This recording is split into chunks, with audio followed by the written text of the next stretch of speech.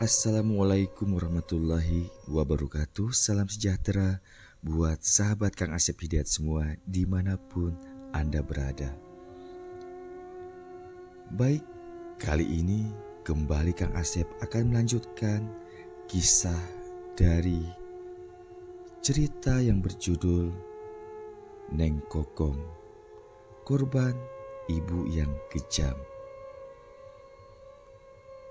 Baik, langsung saja kita ke bagian ceritanya. Namun seperti biasa, yuk kita membaca Bismillahirrohmanirrohim. Dan inilah selengkapnya.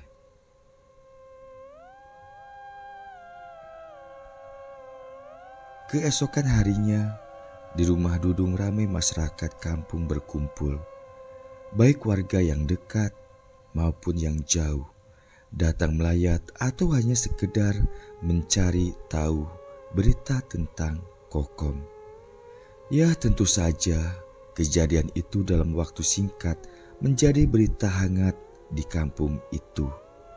Karena memang kejadian yang sangat mengerikan dan menakutkan sekaligus memilukan. Dengan kejadian itu pula membuat warga menjadi trauma, terutama bagi warga yang memiliki anak seumuran dengan Kokom. Belum lagi ditambah desas-desus berita tak jelas yang entah dari siapa sumbernya, menambah suasana di kampung tersebut terasa semakin mencekam, terutama pada malam hari.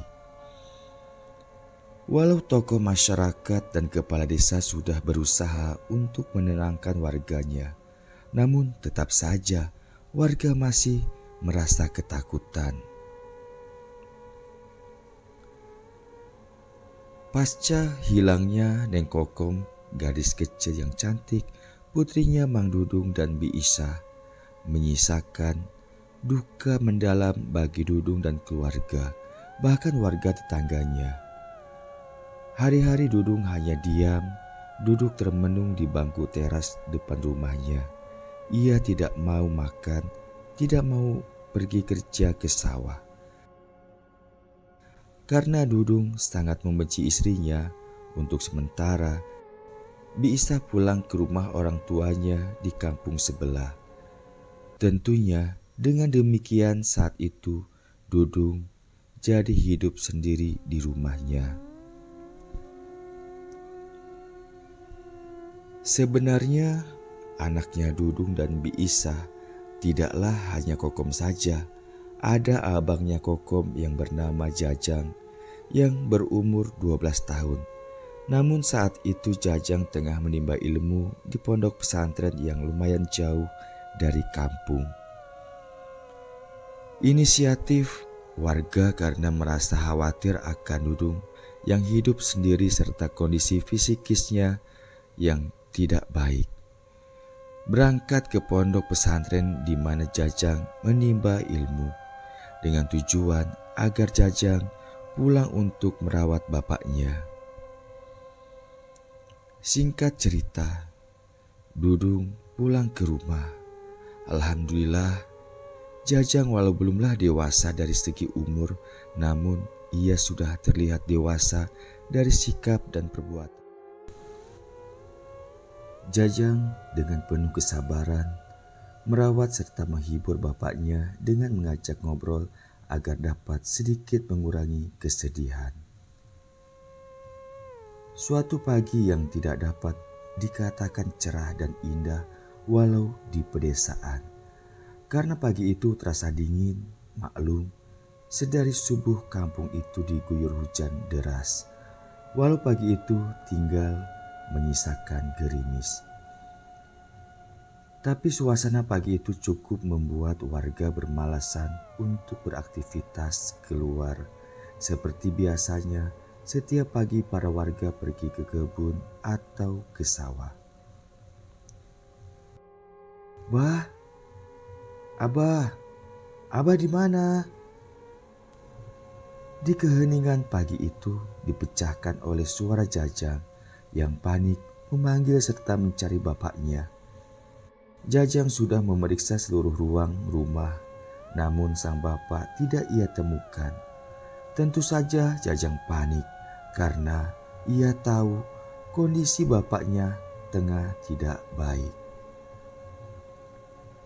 Lalu Jajang pergi ke rumah sebelah mencoba bertanya. Barangkali tetangganya melihat kemana bapaknya pergi. Namun setelah ia tanya ke tetangga kiri dan kanan, tidak ada jua yang melihatnya. Kembali kampung itu dihebohkan dengan menghilangnya Dudung. Dengan sukarela semua warga berusaha membantu Jajang mencari bapaknya. Namun hingga seminggu Dudung tidak ditemukan. Sudah pasti hal itu membuat Jajang sedih. Akhirnya Jajang pergi ke rumah kakek serta neneknya dari pihak ibunya di kampung sebelah untuk mengabarkan kehilangan Dudung serta sekalian menjenguk ibunya yakni Bi Isa. Setibanya di rumah kakek neneknya dengan harapan ia akan bertemu dengan ibunya. Apapun permasalahan yang terjadi, namun bagi Jajang, Bi Isa tetaplah ibunya yang ia sayangi. Namun kira-kira 100 meter sebelum tiba di rumah kakek dan neneknya itu, Jajang merasa ada sesuatu yang aneh terjadi di rumah itu. Dari kejauhan, ia melihat banyak orang di rumah itu. Seketika dadanya berdebar. Ada apa kiranya di rumah kakek? Demikian pikir Jajang. Jajang mempercepat langkahnya agar cepat tiba di rumah sang kakek.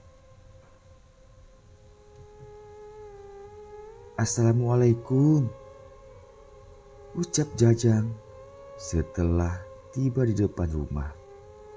"Waalaikumsalam," jawab dari beberapa orang yang saat itu berada di sana. "Mang, aya naon ieu rame-rame?" tanya Jajang kepada adik ibunya yang memang tengah berada di sana. Namun bukan jawaban darinya, melainkan pelukan serta tangisan kepada Jajang. Adik kandung Bi Isa tak kuasa menahan tangis begitu melihat Jajang datang. "Jang, sing sabarnya," ucapnya kepada Jajang di sela tangisnya. Iya Mang, aya naon ieu teh?" tanya Jajang semakin bingung. "Jang, ibumu meninggal," ucap adik Bi Isa terbata karena menahan tangis. Mendengar berita dari sang paman tentu saja membuat Jajang terkejut. Namun Jajang sosok anak yang dewasa serta tekun dalam ibadah. Jajang dapat mengendalikan emosionalnya. "Innalillahi wa inna ilaihi roji'un," ucapnya pelan. Lalu ia masuk ke dalam rumah. Benar saja, di dalam ruang keluarga, ia melihat jasad sang ibu telah terbujur tak bernyawa.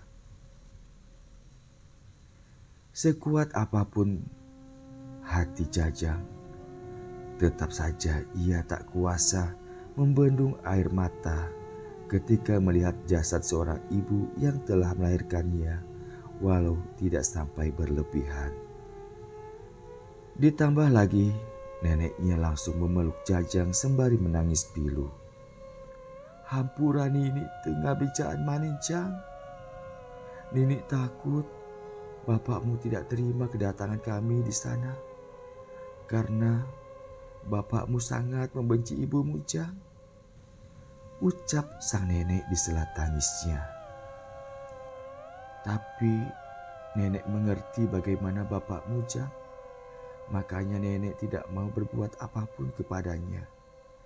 Nenek juga tahu bagaimana ibumu," sambung sang nenek lagi.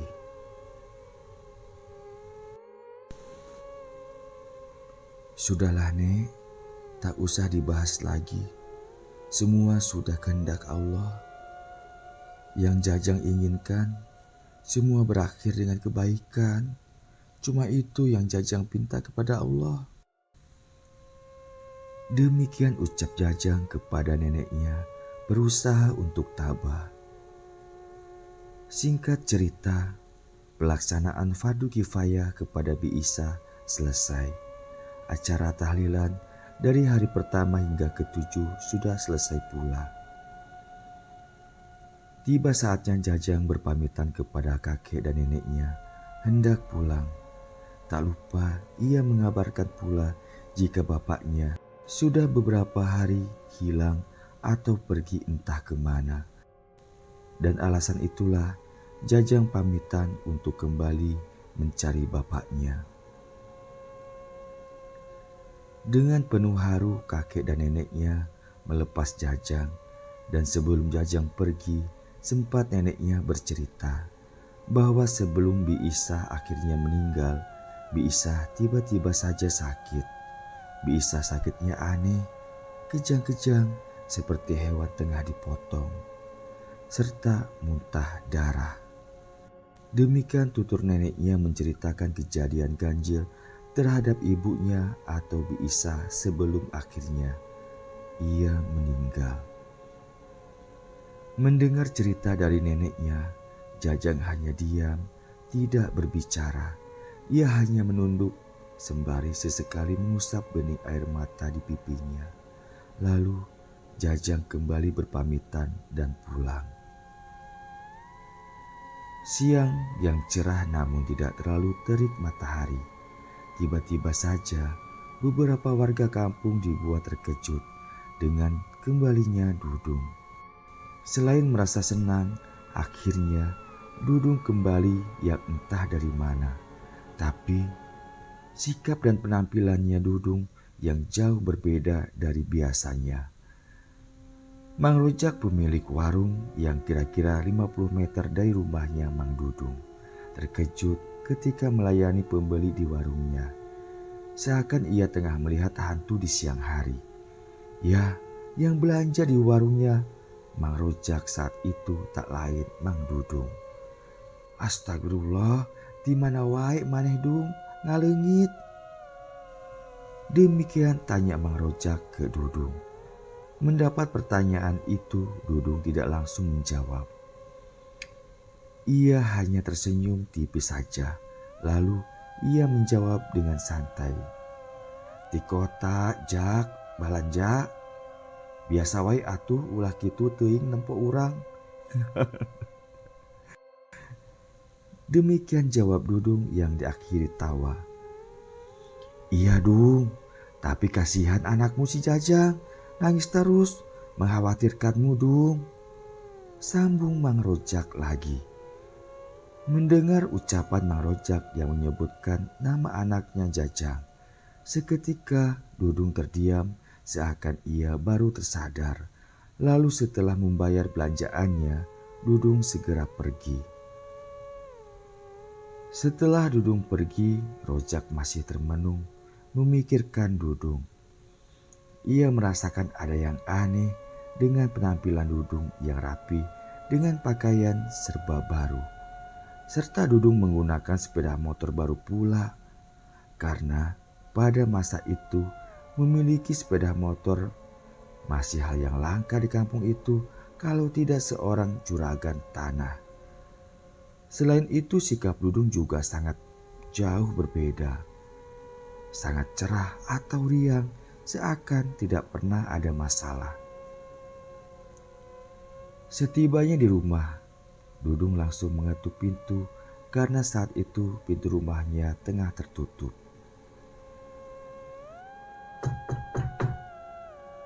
Assalamualaikum, Jang. Salam Dudung yang sekaligus memanggil Jajang. Tak memakan waktu lama, terdengar suara jawaban dari Jajang, serta pintu rumah itu terbuka. Saat itu Jajang membuka pintu dan betapa terkejutnya begitu melihat siapa yang datang. Ia berteriak girang, "Abah!" Teriaknya sembari langsung memeluk bapaknya yang dianggap telah hilang beberapa minggu yang lalu. Abah kemana aja, Bah? Ucap Jajang sembari menangis di pelukan bapaknya. Dudung hanya diam, tidak menjawab. Ia memeluk erat Jajang. Lalu mereka masuk ke dalam rumah. Setelah di dalam rumah, lalu Jajang pergi ke dapur untuk mengambilkan air minum untuk bapaknya. Bah, Abah kemana aja? Aa bingung dan takut kenapa-napa sama Abah.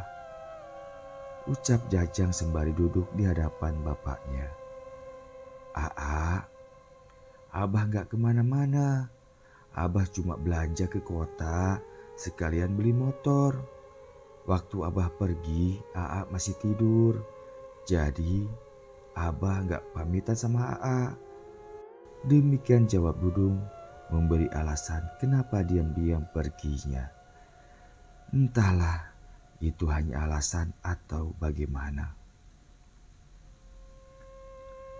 Mendengar alasan bapaknya, Jajang hanya tersenyum kecut.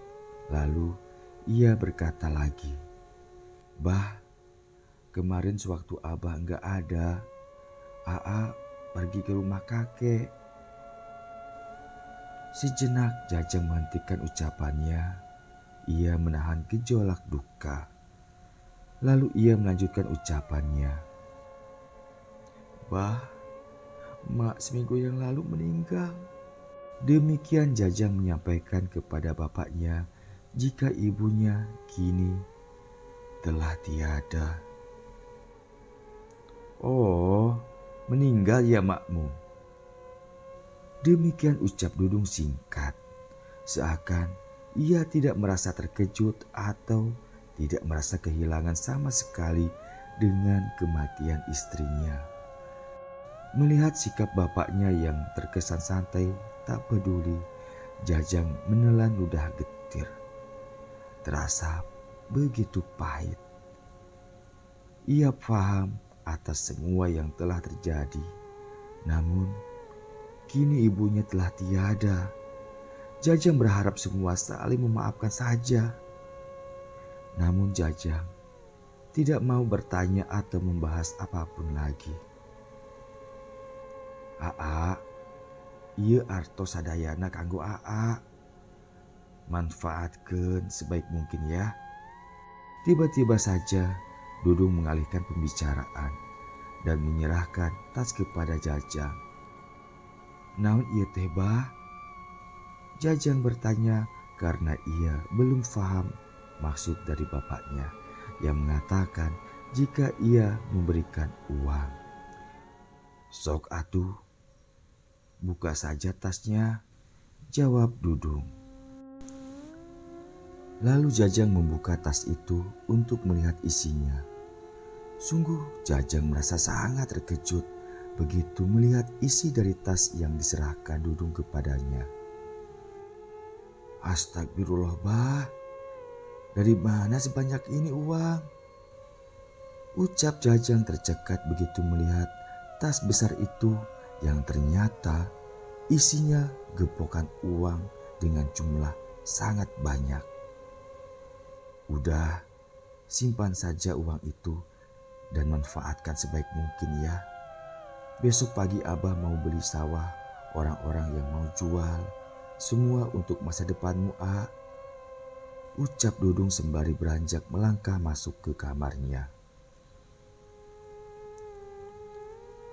Hari Jumat tahun 1983. Setelah selesai melaksanakan sholat fardu Isya, Mang Rojak tidak langsung pulang karena memang ia sebagai pengurus masjid tentunya. Selesai pelaksanaan sholat ia harus membereskan masjid terlebih dahulu. Barulah ia pulang. Namun bukan Mang Rojak saja yang saat itu belum pulang. Ada juga beberapa jamaah bapak-bapak yang masih duduk mengobrol di teras masjid. Selesai membereskan masjid, lalu Mang Rojak pulang bersama dua jamaah lainnya karena kebetulan mereka searah. Sambil berjalan mereka mengobrol hingga akhirnya akan melewati rumah Dayat dan Mang Dudung. Tepat di depan rumah itu ada sebatang pohon petai dengan ukuran sangat besar dan tinggi, dengan dahan dan cabangnya lumayan rimbun. Di saat itulah tiba-tiba saja mereka sangat terkejut mendengar suara tawa melengking hingga terasa menusuk jantung. Rojak juga yang lainnya menghentikan langkah, palingkan muka ke kiri dan ke kanan mencari siapa gerangan yang tertawa. Namun mereka tak melihat sesiapapun di sana. "Kang, barusan dengar suara perempuan tertawa enggak?" tanya Ujang ke Mang Rojak. "Iya, saya dengar, tapi di sini nggak ada siapa-siapa kan?" jawab Rojak sedikit ragu. "Mungkin Maibat yang tertawa," sambung Mang Ipung sembari menunjuk ke satu rumah yang tak jauh dari pohon petai itu. "Ah, masa iya Nini ketawanya sampai seperti itu, Mang?" jawab Mang Rojak tak yakin. Lalu mereka bertiga terdiam dan saling pandang saja. "Udahlah, kita pulang aja cepat," ucap Ujang memberi ide. Lalu mereka kembali melanjutkan langkahnya. Namun baru saja hendak melangkah, tiba-tiba saja terdengar lagi suara tawa itu. Kali ini diiringi nyanyian yang sungguh tidak merdu untuk didengar. "Ayun-ayunan gubrak." Demikian suara itu cekikikan. Sontak mereka bertiga terkejut dan mulai ada rasa takut. Saat itu pula mereka dapat memastikan jika suara tawa dan bernyanyi itu berasal dari atas kepala mereka, di mana dahan pohon petai yang besar itu menyelonjor ke bagian jalan. Dengan dada berdebar, perlahan mereka secara bersamaan mendongakkan kepala untuk melihat ke bagian atas sembari menyorotkan cahaya senter masing-masing. "Astagfirullah, Isa!" ucap Rojak tercekat karena rasa terkejut. Saat itu tepat di dahan pohon petai yang paling bawah ia melihat sosok perempuan yang ia kenali dengan pakaian putih serta berambut panjang tergerai begitu saja, tengah duduk memandang ke arah mereka. Lain si Isa, itu mah Juri," sambung Mang Ipung. Di saat itulah perempuan di atas pohon itu kembali tertawa serta langsung bergerak bergelantungan dari dahan ke dahan. Tentu saja hal itu membuat mereka bertiga semakin ketakutan. Tanpa aba-aba, mereka bertiga serentak berlari meninggalkan pohon petai itu. Saking takutnya, Mang Ipung sempat terjatuh karena bukan hal yang mudah berlari dengan menggunakan kain sarung. Mereka bertiga terus berlari, namun tidak pulang ke rumah masing-masing, melainkan pergi ke rumah Wak Eman. Wah, ayah kuntilanak di pohon petai di depan rumah Dudung." Demikian teriak Mang Rojak dengan nafas tersengal-sengal mengabarkan kepada Wak Eman. Wak Eman yang saat itu tengah bersantai di dalam rumah tentu saja merasa terkejut melihat kedatangan mereka bertiga. Lalu ia berkata, "Di mana ayah kuntilanak, Jak? Ayah wae maneh mah." Demikian ucap Wak Eman. "Bener Wak, enggak bohong. Tanyalah sama Mang Ipung kalau enggak percaya," jawab Rojak lagi. "Iya Wak, bener ada kuntilanak, tapi mukanya kok mirip si Isa, istrinya Dudung Wak," ucap Ipung membenarkan. Dek, Wak Eman terkejut mendengar ucapan Ipung yang mengatakan jika kuntilanak itu mukanya mirip dengan Bi Isa, istrinya Dudung. Bagaimana kelanjutannya? Apakah benar sosok kuntilanak yang memperlihatkan diri itu adalah perwujudan arwahnya Bi Isa yang gentayangan? Ikuti terus kisahnya masih di Kang Asep Hidayat Official. Demikian Kang Asep haturkan banyak terima kasih dan wassalamualaikum warahmatullahi wabarakatuh.